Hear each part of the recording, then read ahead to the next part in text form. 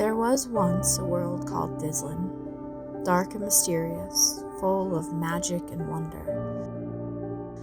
Thislan thrived under the gentle rule of benevolent royals and the elven council of keepers.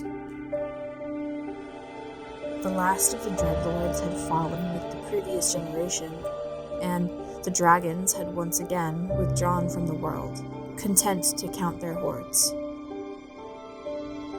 It was not a land free of strife, for where two or more gathered, there were always conflicts, but it was a peaceful time. It was an age of discovery. Those blessed by the divine were able to reach deeper, see farther than those who had come before. The mages trained in the mystery arcana were formulating new ways to weave the mystical energies, and had theorized they would soon be able to find the font from which all magic flowed. We knew there was no miracle beyond our reach, and in our hubris, we broke the world. Deep within the wilds, the mages gathered for the ritual to tap into the font of all magic. The Council of Keepers argued against this course of action, and, for the first time in recent memory, responded with violence to keep the mages away. But the arcane masters were having none of it. As gently as they could, the mages removed the elves from the ritual site and began their great work. For 7 days and nights, they carved their runes and chanted their formulas as the magic gathered.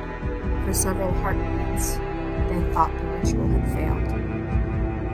Only a small flickering appeared over the ritual site. If only they had failed. Light expanded upwards into a blinding column of energy, and the world shook.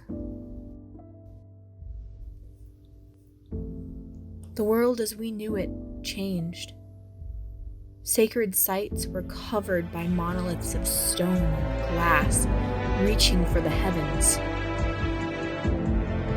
Human-shaped creatures with chitinous armor roamed the woods, yelling in some language unknown to us.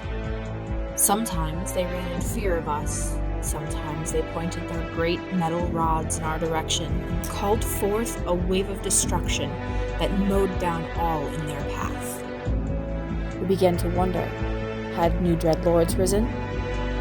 The elves were driven mad and dying, their connection to the wild severed. The few dwarves above ground were not faring much better, unable to find passage back to their kingdom below. Only one thing was certain. War had returned. The next generation knew nothing but war, as invaders continued to encroach upon our world. But worse than the invaders was the way the world itself seemed to turn on us. Magic was weakening, the faithful's miracles lessening. You could never be certain that the piece of land you were standing on today would still be there tomorrow. The last of the elves passed. The dwarves, stranded above ground, started dying of what could only be called homesickness. The doom was upon us. Something needed to give.